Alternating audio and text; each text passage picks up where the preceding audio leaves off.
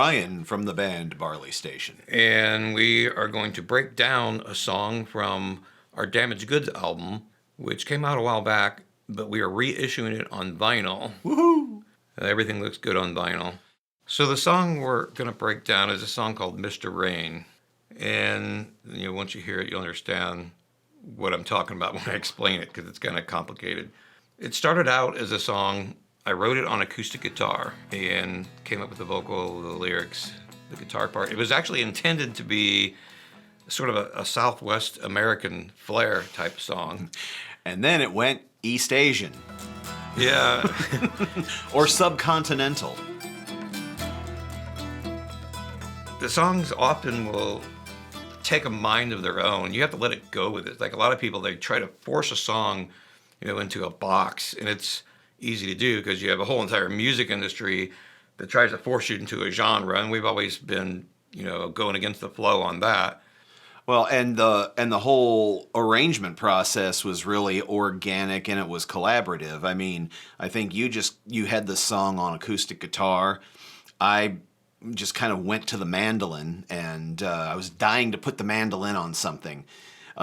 And so I pick up the mandolin, and you're playing along. I was like, I hear something, and I start playing the opening riff that you'll hear in that song, that bum ba down down down. But it doesn't sound like a mandolin, though. That's the cool part, because we kind of changed it up. And I think there was also a banjo on there, but it didn't sound like a banjo. It sounded like, we made it sound like a Turkish instrument called a saz. Yeah. Which has like quarter tones on it. You can move the fret pieces down. You can even probably have 16th tones if there is such a thing. Yeah, we are, I think, experts at using what we have access to and then just kind of going from there. To that, we had Neil, who was drumming for us on that album, and he happened to have a set of tablas from Sri Lanka. He heard what we were doing, and he's like, you know what? I dig where this is going. Let me break out the tablas. And in true cartoonish fashion, he just reached behind his back, brought out the tablas, and started working out a little part on that. And I think, if I'm not mistaken, the cymbal hits that he used on there, I think you wrapped his drumsticks in something to soften it. We wanted a gong kind of sound. He didn't have a gong, but he did have a lot of cymbals. So we took a mallet. I think it was a mallet, and when he wrapped cloth around it to make it more so that when you hit the cymbal, it has kind of a gong ring to it, which actually really worked well for the song. What cymbal did he use for that? A ride crash or a crash? It was a ride, I believe. So a big mallet with a cloth around it on a ride cymbal. Yeah, and makes for a good makeshift gong. And I have learned, as you already knew, when you're recording drums of any kind, it's all about the mic placement. Getting a well-placed mic. When you're doing a gong sound, you definitely need to have your mic in the right place. Otherwise, it's just going to shake the frequencies and make a horrible sound. So we had to make sure the mic was in the right place for that. Yeah. Which I don't remember where I put it, but the whole thing just kind of came together with, like I said, a mind of its own. Everything just sort of built itself. The song told you where it wanted to go. If you listen carefully, the song will tell you where it wants to go.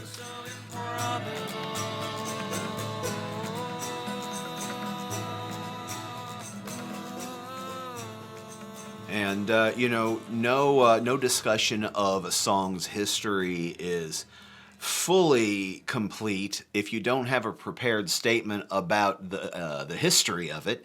And Randy, I think you've got a historical dissertation on the sourcing of the harmonies that we used, and the whole vocal arrangement that went into it. Yeah, when I first started writing the song, I didn't have an idea where it was going to go, except I thought it was going to be kind of a Southwest thing, because I had a lot of that kind of those strums in it that, Southwest American. But then around that time, I discovered there was an old ancient text that had music in it, ancient Ugaritic text that was found in the city it's called Ras Shamra now, I believe, in Syria.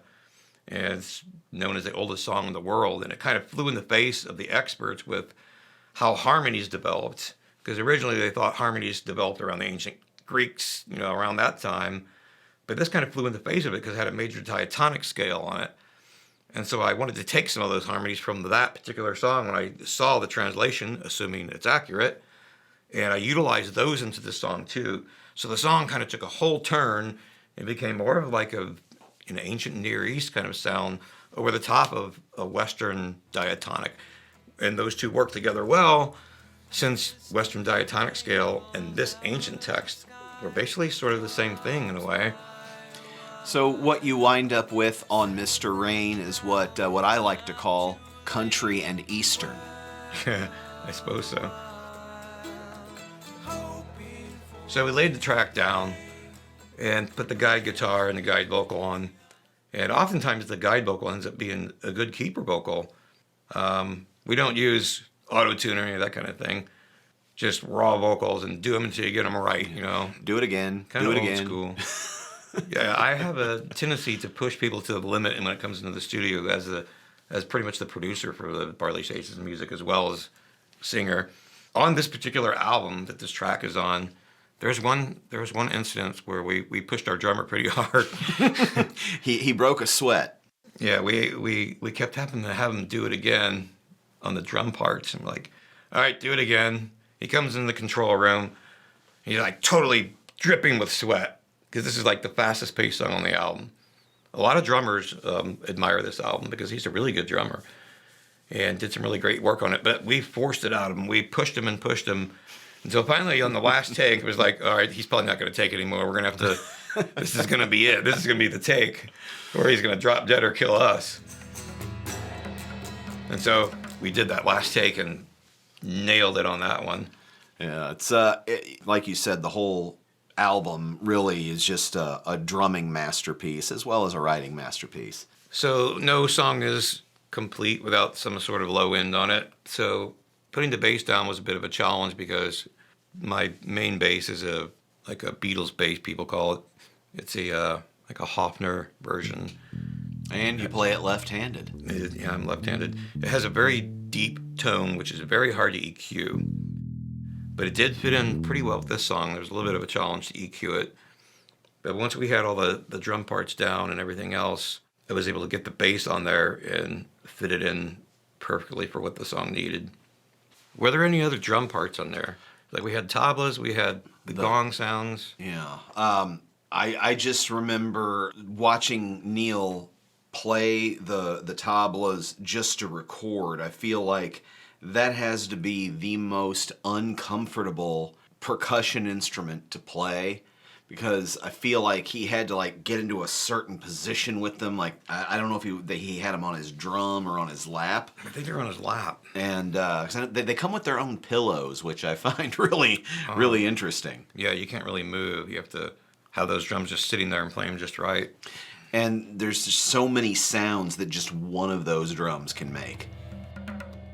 Did he do any conventional drums on that, like toms or anything? I don't remember. I don't think so. I think it was just tablas and the mallets, the mallet cymbals. Some of the sounds on that song are really hard to decipher.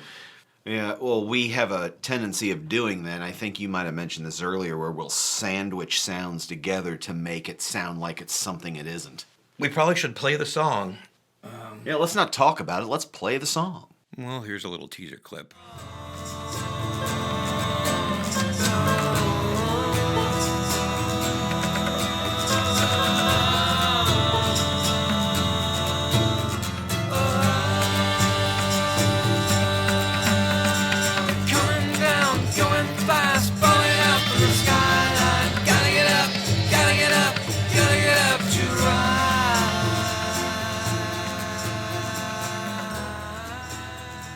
This whole album was approached with an artistic mind. It wasn't trying to be commercial or anything like that. We didn't really even give a thought to that, although some of the songs, one of them did really well in commercial, but that was just by chance. If I remember right, there's some kind of electric guitar in this song doing something. What was it doing? It's doing a palm mute kind of thing, like. So that's when the song starts. There's actually this palm mute electric guitar, but you can't really tell what it is. It's very percussive. I think it kind of blends well in with the tablas. The coup de grace of the song is that middle break where it kind of goes into the instrumental portion. I've always had this sort of affinity for extended play out jam sections where as you're more of the concise, let's make this fit into a nice little box so people don't get bored.